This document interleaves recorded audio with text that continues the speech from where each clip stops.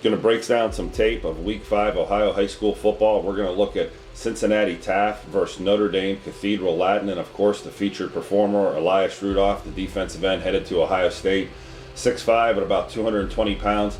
And he was all charged up, and he certainly put on a show for us. He got after the quarterback with the most explosive first step you're going to see, and here it is right by the tackle. He doesn't even have a chance and just annihilates the quarterback. He has so much speed and explosion upfield that you have to double team him. You're going to have to chip him in Ohio high school football. And then you're going to see him down here playing nose man, where he's going to be at the center of the defense and he's going to have to fight through double teams. But it's not a problem. I like him down here using his hands, fighting off the blocks, and there it is for a tackle for a loss where he blows up a running back. He was playing in the backfield all night, and you're going to see him down at nose man again here, getting into the backfield, shedding 2 blockers, running down the line of scrimmage, and making another play for loss in the backfield. His explosion inside and his first step are beating people into the backfield, where if he's not making the play, he's blowing up the running back and the running back's headed a different direction. Again, he's fighting through the double team, fighting down the line, and he's going to make a play out on the edge there. Not only does he make plays in both A gaps, but he makes plays on the edge. Here's an unbelievable spin move that leaves the tackle in the dust there, and of course he would have been there for the sack if his teammate didn't beat him to it. Another play down at nose man where he's fighting off the center, and again, he makes the play out in the D gap. So the way he's playing from inside out, you can't run away from him in high school. And if you want to see how his talent translates on the other side of the ball, here's him at tight end dominating the defensive end with the pancake block. Numerous times that night they ran outside on the edge because they were following him. Here he is reaching a 9 technique, which is very difficult. He gets to his outside shoulder and creates one more play of him at nose man, shedding the center, and then getting to the ball carrier and making another play for loss. Biggest thing about his performance this night is I noticed the development since the last time I've seen him in the playoffs in 2001. He's definitely bigger, stronger, more motivated, playing with more energy, and of course his gloves don't match because they're red for a reason. Now we're going to take a look at Jordan Marshall from Cincinnati Moeller High School. Bill Kurelic got a chance to see him Friday night. You see him on a wheel route there down the sideline, uncovered, very simple catch. Goes over and talks to the fans. But you get a look at what he looks like this year. Definitely put on some weight. Definitely has the speed. If you notice on this tape, the first guy doesn't bring him down. So as you see this run here near the goal line, you'll see him slip a tackle in the backfield and then carry a defensive lineman for a few more yards.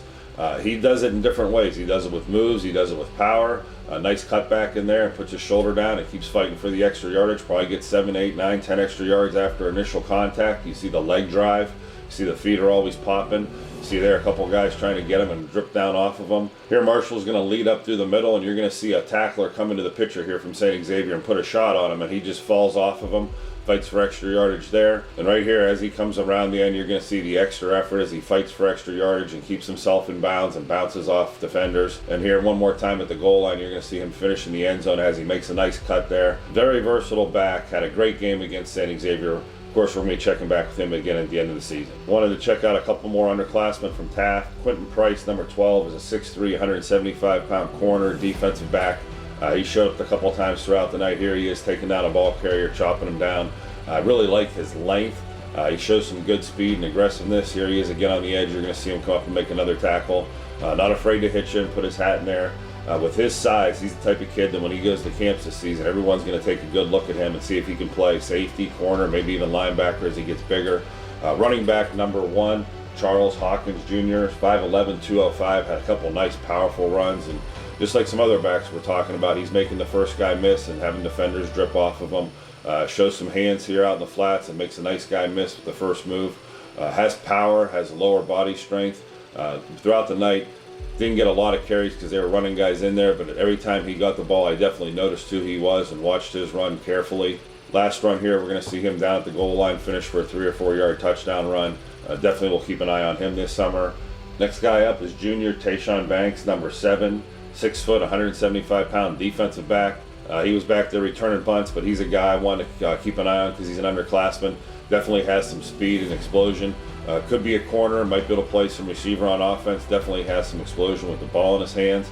Last guy we're going to look at is senior Lance Biden, 6'3", 240 pounds, and he looks great in person. He looked very athletic. He's a defensive lineman that has a couple MAC offers right now and an offer from Purdue. He's someone that I think probably is going to blow up their senior year as coaches get on to see him. Check back with us next week for the Week 6 breakdown with Bill Kurelic and I out on the road with the eye in the sky.